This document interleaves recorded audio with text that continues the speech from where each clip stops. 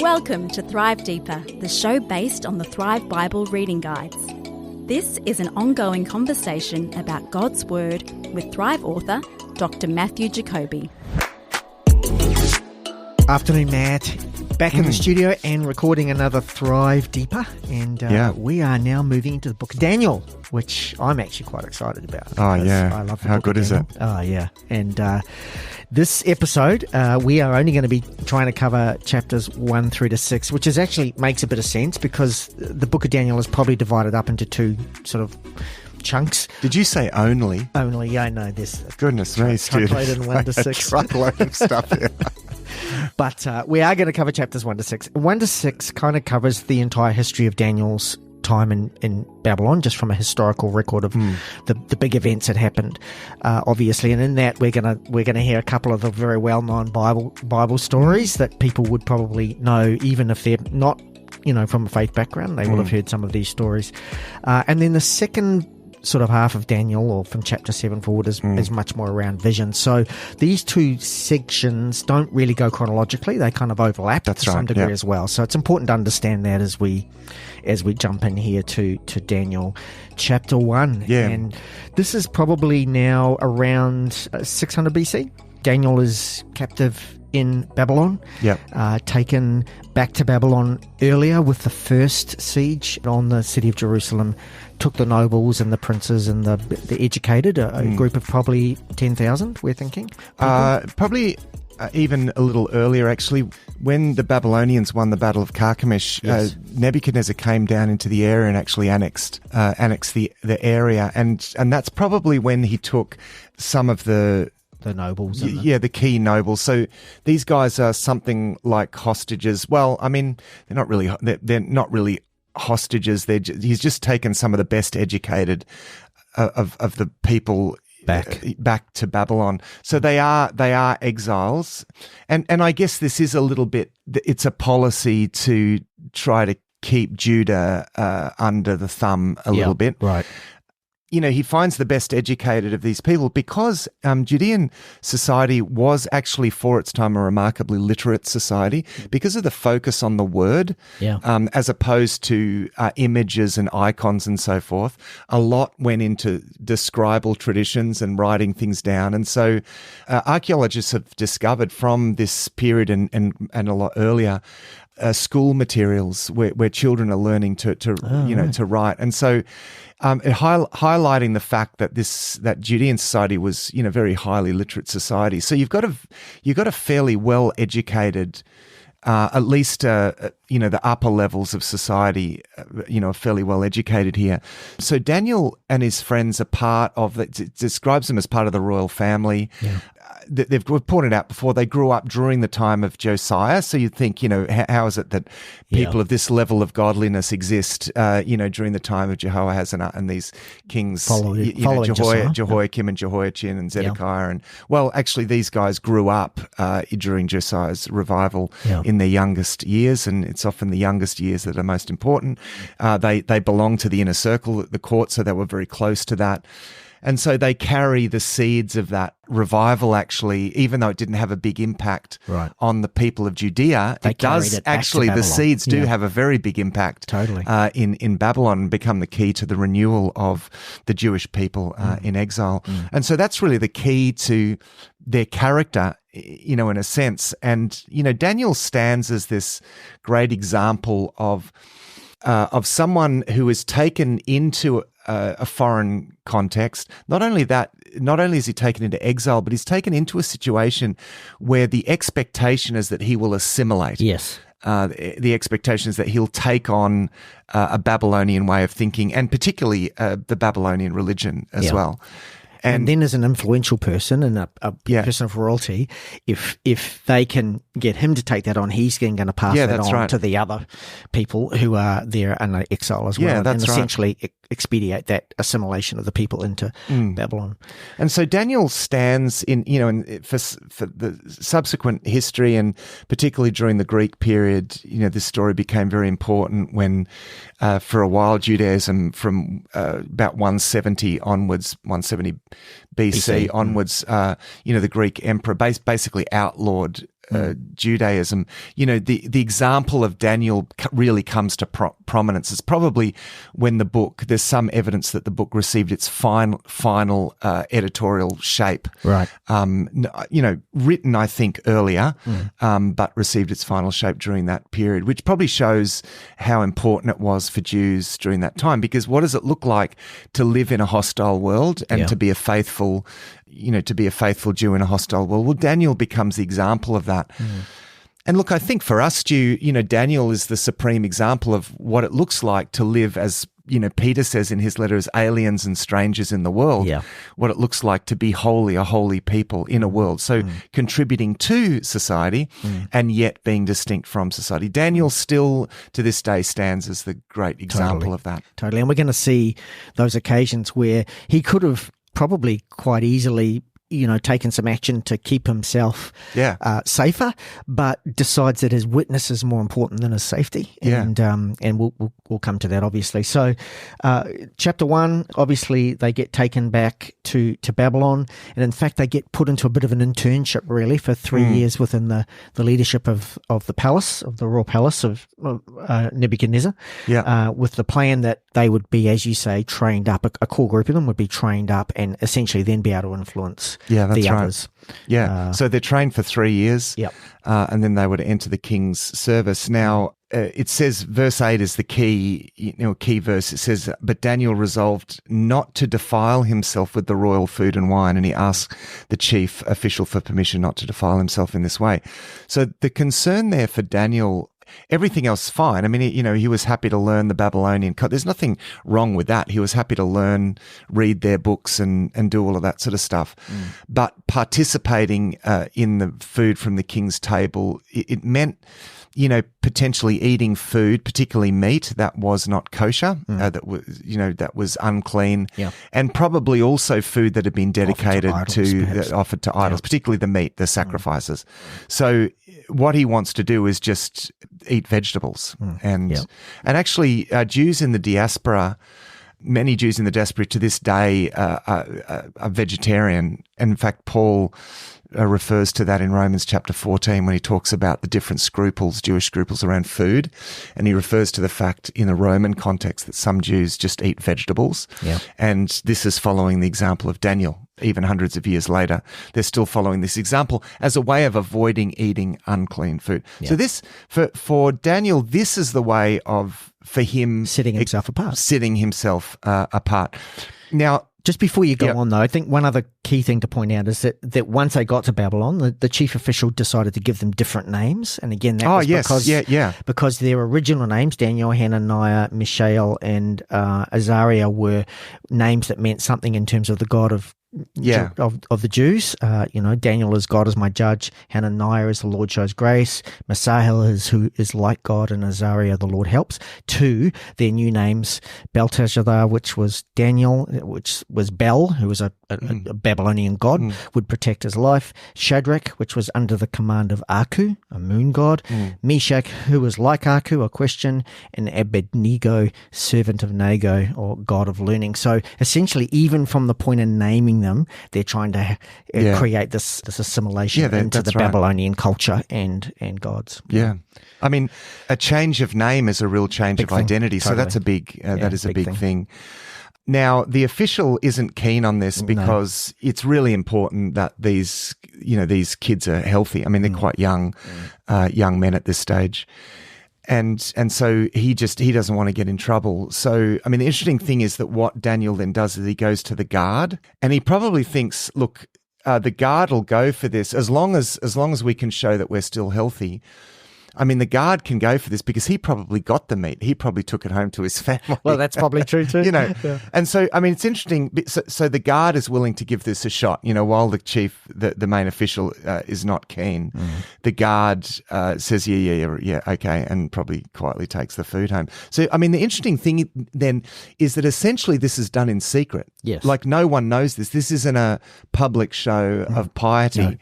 This is Daniel just quietly giving all of this luxurious aspects of the food to the guard who takes it home, gives it to his family. No one knows about this, but this is just between Daniel and his friends and God. And God, yeah, exactly. I mean, Their wow. integrity. You know, and then at the end of it all, they actually looked better and healthier. Yeah, that's right. Whether that's because they only ate vegetables, or whether because God obviously intervened and kept them looking healthier and better. But water and vegetables.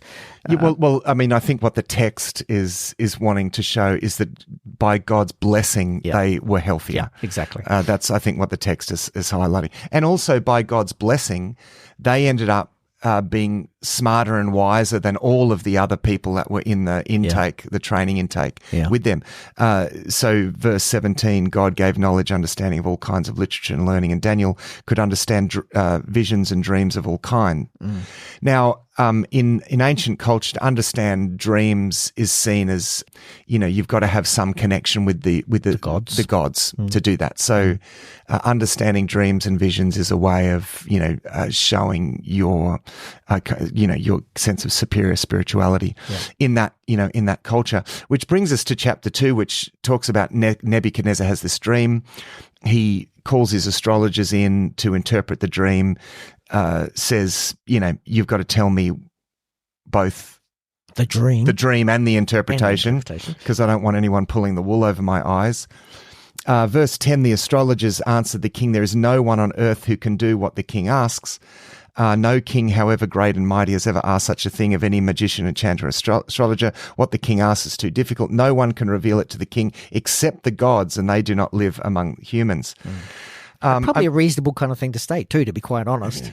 You know. Oh, no, that's right. Not absolutely. Unreasonable to say, I can't tell you. If you tell me what you dreamed, I can maybe interpret it for you. But if you're not even willing to tell me what the dream is, I don't even know where to begin, you know. Yeah, that's right. And I mean, this is interesting in the light of Ezekiel, because one of the repeated promises in Ezekiel is, I will be with my people, I will be among them. You know what I mean? So God is actually promising to be among his people. And the interesting thing is, even in exile, he is among his people in a sense. So obviously, Daniel is, he condemns all of his whole staff, all of his wise men to death. This includes Daniel and Shadrach, Meshach, and Abednego. So when the officials are coming to put them to death, Daniel more or less says, whoa, hang on a minute. Let's just tell me what this is all about, before you drop the sword on my head. And so, it says that, Daniel spoke to him with wisdom and tact. And so you see his wisdom here. And he says, I'll interpret this dream. Give me some time. He says, give me some time, so that I can try to interpret this dream. Yeah. Then in verse 19 it says, during the night the mystery was revealed to Daniel in a vision. Then Daniel praised the God of heaven. He understands because he says to his friends, pray to God for me. So this is not, the contrast here is, this is not Daniel, leaning on sort of innate abilities that he has. It's very clear from the text that God enables him to do this. Yes. Now, one of the things through this, Stu, that is worth highlighting, and I really noted this in reading over this in one big lot, a big theme through these chapters is God's sovereignty over everything, like even in exile. Yeah. So here is this, people have been taken into exile. They're, an unimportant people, captives in a foreign land. The message that really ramps up, and you see this in Ezekiel to some extent, but here it really ramps up in Daniel. You see this theme of God's sovereignty over all the nations. Yep. And really throughout this book in many ways, this comes out. So, it says, now God had caused the official to show favor and compassion, Daniel, back in 1 verse 9. Yes. 1 verse 17, to these 4 young men, God gave knowledge and understanding, right? It's all highlighting what God does. And then when God reveals the vision, that Daniel's psalm, let's call it, really sums up the message actually of quite a lot of this book, actually. Yes. Praise be to the name of God forever and ever. Wisdom and power are his. He changes times and seasons. He deposes kings and raises up others. He gives wisdom to the wise and knowledge to the discerning. He reveals deep and hidden things. He knows what lies in darkness, and light dwells in him. He is. That's really the message of the book of Daniel. Yes. All of those things. God is across everything. Yeah, that's right. And then a really interesting thing happens. Daniel goes straight to the guard, Arioch, or the executioner who was coming in, and says, don't don't kill the other wise men. Now there was probably an opportunity there for Daniel to go, well, I've got the answer, but go ahead and kill the other guys. But he didn't. The first thing he says is, don't kill everyone. That's that's an unjust thing. He gets some grief from the other guys as well in the future. Well, later, exactly. It's like they weren't all that grateful.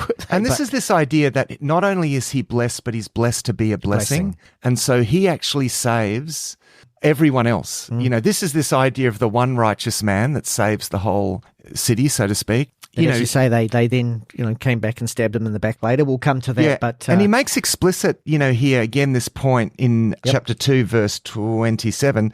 He says, no man, enchanter, magician, or diviner can explain to the king the mystery he has asked about. But he says, there is a God in heaven who reveals mysteries. So he points to God. This is not about him. Yeah, that's right. And he then goes on to say, he has shown King Nebuchadnezzar what will happen in these days to come. And so, and he even says, as for me, this mystery has been revealed to me, not because I have greater wisdom than anyone else alive, but so that, everything points to God. You'd think totally. He'd be taking this moment like to big note himself, and this is a chance for promotion. But his humility here is just remarkable. Totally. He says, not me. It's not nothing to do. It's just God is doing this. Anyway, in summary, the dream is about this statue, and it's got these, different materials, the head of gold and silver and iron and so forth. And it's predicting the next kingdoms to come. The head of gold was the current kingdom of Babylon. Yep. And then chest and arms, which were made from silver, were Medo-Persian Empire, which was sort of from 539 to 331 BC. Yep. Then the belly and thighs, which were made out of bronze, were the Grecian Empire, 331 to 146. And then the last part, legs and the feet, which were a mix of iron and clay, were the Roman Empire, 146 to 476 AD. There are some scholars that want to say that the last kingdom is a sort of another incarnation of the Greek Empire, so post Alexander. Okay, but it doesn't really make sense because it's not a different empire; it's still a Greek Empire, and they basically say that because it would involve predictive, because I think they want to say that this was added during the final edit, and to make it sort of look good. But, again, this is prophetic. This is prophetic literature, so there's no reason to doubt that. And it seems very clear it's talking about Rome. So, he really, this dream is showing the kingdoms to come. But importantly, it says in the time of those kings, and he's talking about that time when there's going to be a brittle empire, a mixture of iron and clay. That's right. Yep.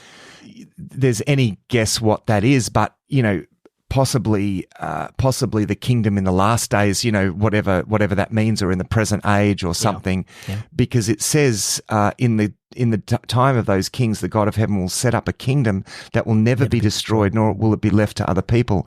It will crush all those kingdoms and bring them to an end, but it will itself endure forever. And this, of course, is the kingdom of God. Yes. So this is referring to something that Jesus ushered in the time of those kings, so in the time of the Roman Empire.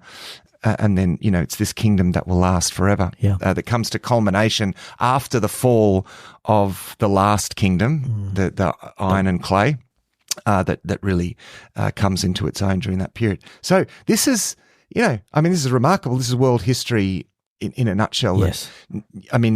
Nebuchadnezzar has this dream, but God's revealed him the dream so that it can be shown to Daniel. You sense that God is speaking to Daniel and the Jews through the king. He's going to use King Nebuchadnezzar as the sort of tool through which his revelation is going to come. And then it says that, Nebuchadnezzar fell prostrate before Daniel, paid him honor, and ordered that an offering and incense be presented to him, because he thinks he's some kind of God. Yeah, that's right. And the king said to Daniel, surely your God is the God of gods, the Lord of lords, the King of kings, and a revealer of mysteries. And that, again, that's the story of the message of Daniel. Yeah. And of course, that doesn't mean necessarily that Nebuchadnezzar decided to stop worshipping other gods. It simply says he's relating to Daniel that your God's clearly the greatest of the gods. Yeah, that's right. The next story is the famous story about Shadrach, Meshach, and Abednego. So, first of all, there's the gold statue, isn't it, that Nebuchadnezzar builds? Yeah, that's right. And maybe, Maybe he's trying to make sure that the statue isn't just a golden head, but Yeah, the whole thing's gold. And that way he's good for a long time. Yeah, you sort of wonder what's going on in response to this vision. Is this related to that? I mean, it seems to be related. To think, oh, mate, come on. Like, seriously. Yeah. And so somehow he can change the plan. So he sets up this statue and there's this proclamations that all people of all nations, and there's a lot of nations, part of the Babylon Empire, have to worship this. Of course, Shadrach, Meshach, and Abednego and the other Jews don't. And there are plenty of astrologers that come forward during this time that are willing to denounce the Jews. And some of these are people that he saved just previously, whenever that was, by not having all the wise men put to death, because That's right. I can interpret the dream. Now they're coming back. And probably because... Remember, it says at the start that these guys have greater wisdom than all the rest. So God is blessing them and giving them greater wisdom than the other astrologers or wise men. And so there's a jealousy thing, which is this consistent theme through Scripture, that God blesses His people. They become quite powerful, and that really react against that and become jealous. And so they denounce the Jews, in particular Shadrach, Meshach, and Abednego. Yeah. And, there's this, classic moment where that they have to be cast into this blazing furnace.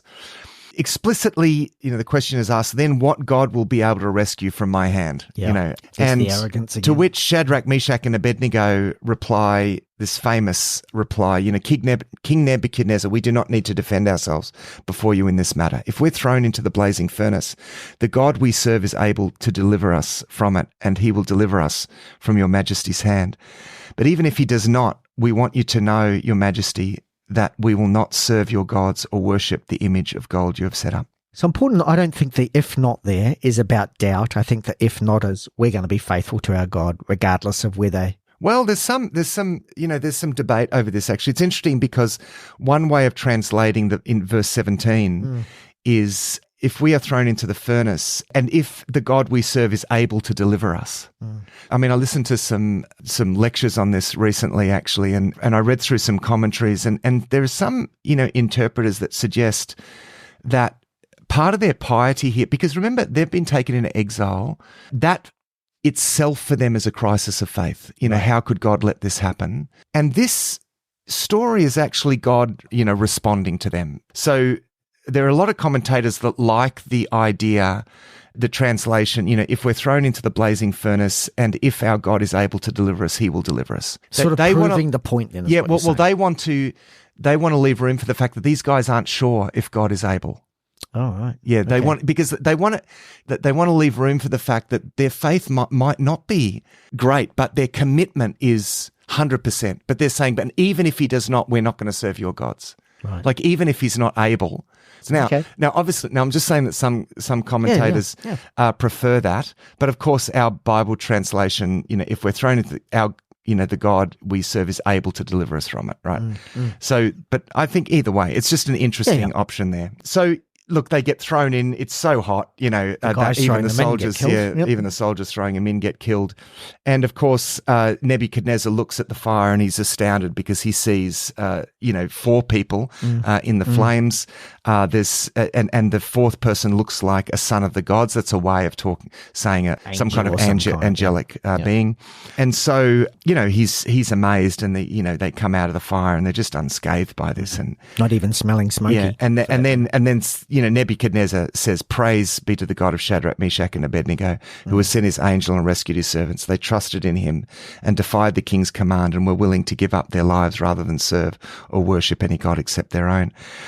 Goes on to say, "For no other God can save in this way." So yet again, you've got this message that God is greater than all the other gods. And He issues a decree that anyone of any people, nation, or language who says anything offensive against the God of Shadrach, Meshach, and Abednego will be torn limb from limb. His house made a garbage dump. Yeah. And again, I don't think that that's an indication of Nebuchadnezzar necessarily deciding to turn to the God of Israel, but I think probably more trying to hedge his bets. It's like, well, this God's clearly powerful. Yeah. No one better offend Him. I'm going to make a decree to make sure that doesn't happen. Right. Yeah. Now, chapter 4 is interesting, isn't it, Stu? Because this is written by Nebuchadnezzar. Yeah, very interesting, isn't it? Right here in the middle of the book of Daniel, we have a whole chapter that's written by a foreign king, and it's basically his testimony. It's probably a letter he wrote possibly to the whole nation, potentially, or to at least the leadership, like some kind of that's right. memo, for want of a better word, that got sent out to the leadership, kind of.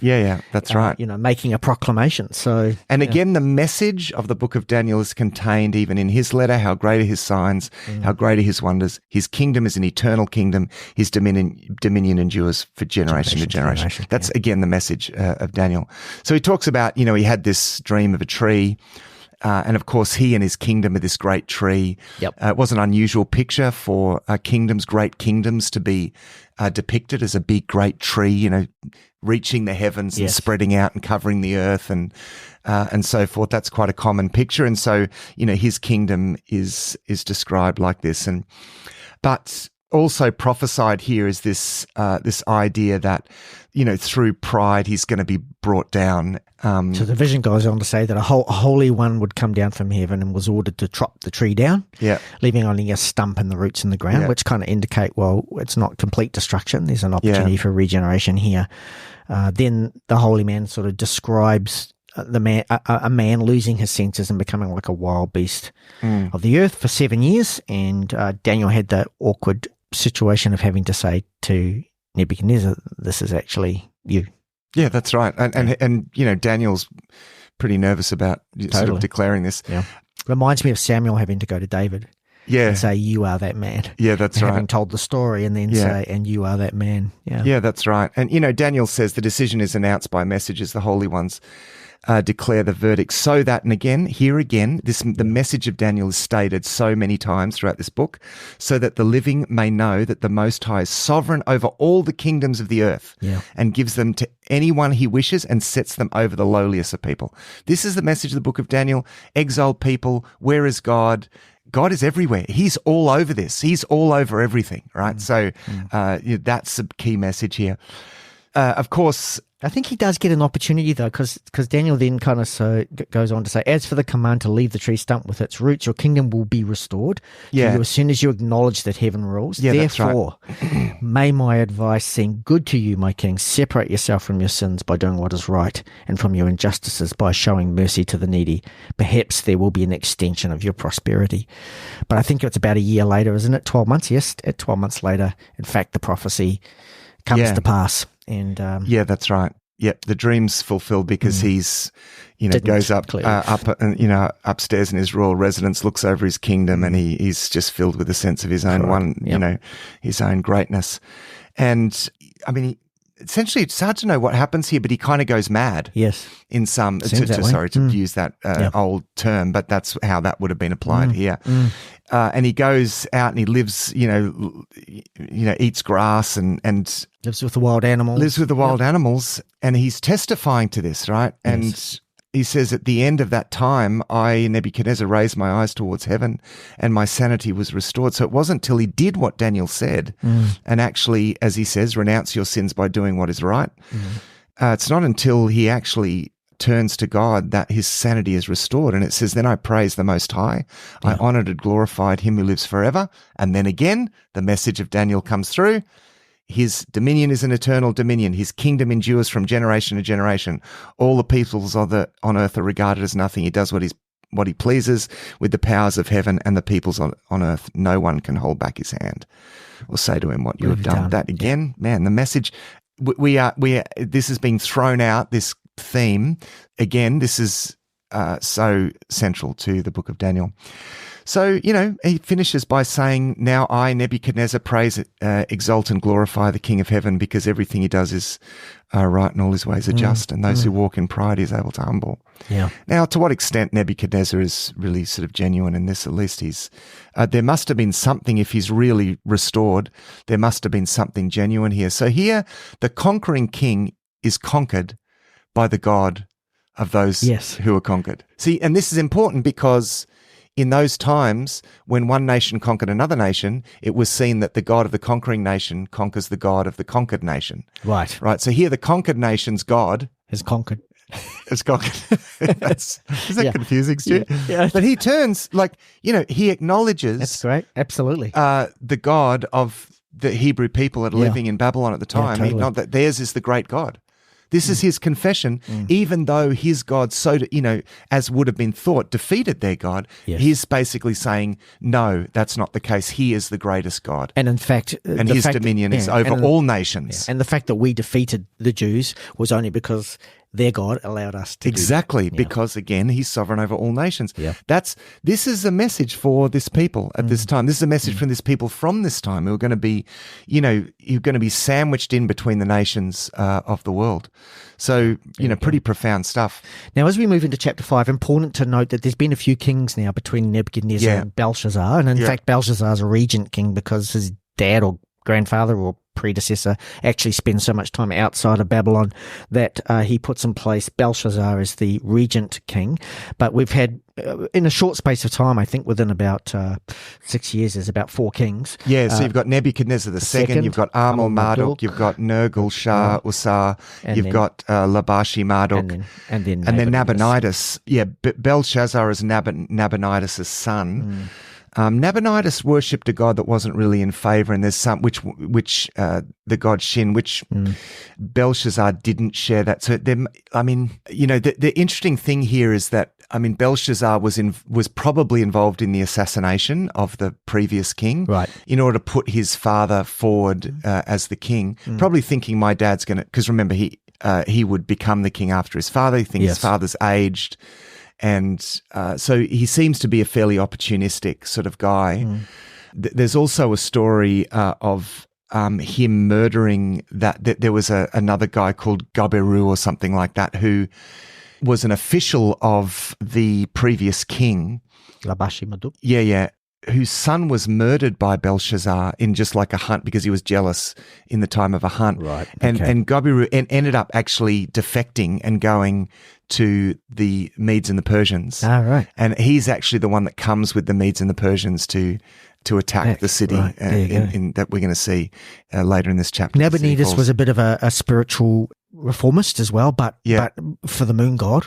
He really went out, in a sense, proselytizing. He was out of Babylon doing that a lot of the time, but a very strong believer in Shin, the moon god. So, as we come into the story of Belshazzar is essentially the ruler put in place by his dad Nabonidus. Yeah, that's right. So there's a great, he throws this great feast. He's showing off, and he does something that for Jewish sensibilities is completely shocking. He Daniel elsewhere speaks of an abomination that causes desolation. This is kind of close. This is kind of close because he's having this feast. He's probably drunk. He calls for the sacred vessels that were taken from the temple. We read about this at the beginning of the book. Sacred vessels were taken from the temple. He calls for these sacred vessels to be brought out so that they can eat with them. And this is just shocking stuff, right? Yeah. This is an act of desecration. Essentially using sacred things for a party, really, if you want to put it in our modern day terms. That's right. So as they're doing this, the fingers of a human hand appeared and wrote on the plaster. Now, we have this expression, the writing is on the wall. It comes from this it does. Story. And no one can interpret this. So again, they bring in, to cut a long story short, it's the Queen actually brings in Daniel. Yeah. It's interesting that he kind of makes out that he doesn't know Daniel. Well, probably the Queen might have actually been Nebuchadnezzar's wife, who does know Daniel. Yeah, that's right. Of course, we've had a few kings since, so maybe the whole memory of Daniel has faded a little bit. So we'll give them the or he's fallen out of favor a bit or something. And so he interprets it actually, and basically, he's saying you've been found, you've been weighed, and you've been found wanting, and now this very night, your kingdom is going to be taken from you. And basically he says your kingdom is divided and given to the Medes and the Persians. Right now it's being given to the Medes and the Persians. Yes. And it says in verse 30, that very night King Belshazzar, king of the Babylonians, was slain, and Darius the Mede took over the kingdom at the age of 62. Now, there's a bit of history behind this because there's another couple of sources behind this story. Xenophon, a Greek historian, and Herodotus, the two Greek historians. they both tell the story of what was happening actually outside the walls this very night. They talk about there was a great feast on in Babylon. And this character, Gabiru, he leads as Cyrus's forces, the Persian forces. Now, Babylon was surrounded by double walls, massive double walls right around. It was an impenetrable fortress. And Belshazzar's feeling pretty secure. But what they actually do is that Cyrus goes upriver and he diverts the water of the river that runs through under Babylon, the wall. Under the wall. Yep. He diverts the water of the river. This is the Euphrates River. And so the river level goes down and they actually can walk because the walls went over the river. Yep. And so they're able to actually march the whole army during the night. While this feast is happening, they march the whole army under the walls and they basically take the city without a fight. Wow. And Belshazzar is killed. So that's what's happening as all moment. of this is happening, right? As he's bringing out the sacred vessels and boasting, and the water levels have gone down, and people are the Persian forces are marching under the walls. Pretty remarkable bit of history behind that story, Stu, is an incredible story. I mean, the lengths that Cyrus went to, like they had to dig massive channels, like they've got an army working to dig massive channels, basically to empty the Euphrates into a swamp area. Yeah, wow. I mean, this is a massive river. It is a big river. You basically empty a river out. Man, these guys were determined. But that's how Babylon fell. So it falls to the Medes and the Persians. And a new king, Darius. New King Darius. We actually don't know who Darius is. It may be another name for someone else. People had double names here. Look, that matters less for this. But he was a Mede, obviously. Yep. And that's right. He becomes the ruler of Babylon, sets up a whole new administration. Daniel again is promoted to a high position. Yep. For whatever reason within this new in this new administration. Well, he probably hears of this prophecy. Correct. And he's probably looked back and heard from people who have respected Daniel along the way. So, but then, of course, these jealous officials conspire yet again against Daniel and trick Darius into issuing a decree that prohibits prayer to any god or man except the king for 30 days. So it's a bit of a it's a trap, yeah. Yeah, and it's asserting, it's playing on flattery, I guess, for Darius to say, oh, why don't we do this and make everyone worship you for 30 days? And of course, Darius, who's like most of us, got an element of pride. He goes, oh, that sounds like a good idea. And so he does issue an edict or a law. That's right. And Daniel, Daniel then is found praying with the windows open. He's praying, and he's praying towards Jerusalem. Remember the promise in Solomon, when my people pray towards this place. So, I mean, he's praying towards the east, out of, kind of bringing to mind the promises, the covenant promises that were made during the construction of the temple. And important to note here that Daniel could have shut the doors and blind and still prayed. Yeah. But he didn't. It was important wants to make a statement. Exactly. Yeah, that's He's making a statement about his faith and what he believes to be right. And he wanted really as many people to see that as possible. That's right. Honesty. That's right. The king, of course, is grieved because he doesn't want to lose Daniel, but the law can't be reversed, and so he has to throw Daniel into this lion's den, which seems to have been some kind of hole, some kind of cave or something that was closed over at the top. So he casts, Daniel into this den of lions, leaves him overnight. In the morning, he comes back and he calls out to Daniel, and Daniel's fine. And it wasn't that the lions weren't hungry or feeling a bit ill that night, because when he gets Daniel out, he throws the other officials in, and they're consumed, bones and all. And their families and their kids. And I think it's important to understand the context of the time. Persian custom, in a sense, if you proclaim something against somebody else and it comes, then you suffer the punishment, an eye for an eye kind of thing. And so it was sort of the Persian custom that if you're going to condemn this person to that fate, then if you're proven wrong, you're condemned to that fate as well. So it seems harsh. It seems a bit harsh, but that was the culture of the time. That's right. And that was where we're living in. In fact, even Judean law to some degree still, because pre-Jesus was, if we read through Leviticus, if this happens, then Well, similar yeah. sort of- Although children could never suffer No, for the true. so there are very key differences. So there's still retributive justice to Yes. some extent, but it's Never children. They really put boundaries around that so that children could not suffer for the spot sins on. of the parents. Now, it's interesting where this finishes, Stu, because, we have King Darius writing to all the peoples of his kingdom.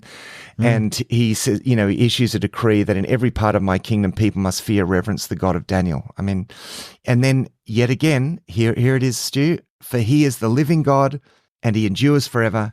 His kingdom will not be destroyed. His dominion will never end. Like just in case after 6 chapters, we're not getting the message of the book of Daniel. That's the message of the book of Daniel. So and Daniel kind of stayed on, obviously, to the end of the reign of Darius, and then even into the reign of Cyrus as well. Yeah, that's right. Subsequent to that. And it's interesting, here's Nebuchadnezzar, king of Babylon, who makes the same honor to God. We don't know where that really landed with him and his relationship with God, but here's a guy going in as an exile into a foreign land, a very powerful nation, and at this point in time, 2 of those key leaders have essentially recognized the God of Daniel. It's remarkable. It is remarkable.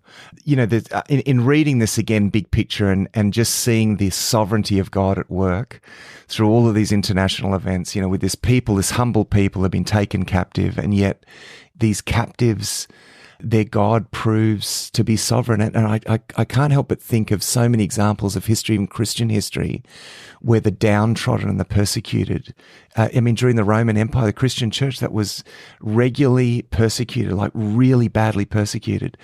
By, the early 300s, they were blessed, and people that filled the empire, so much so that the emperor's mother is a Christian, and, then the emperor becomes a Christian. And so you've got these moments in history where, despite everything against them, God, through his people, is showing himself absolutely sovereign. Another famous story is the conversion of the Vikings. The Vikings were converted through their slaves that they took. They took Christian slaves, and through the slaves, the Vikings came to faith in Christ. And so, this is a God who doesn't need the weapons of this world. He doesn't need to use worldly power, because he has divine power to rule over all of the earth and all of the kingdoms. And ultimately, the message of the book of Daniel is that he is sovereign over history, and his kingdom will prevail in the end.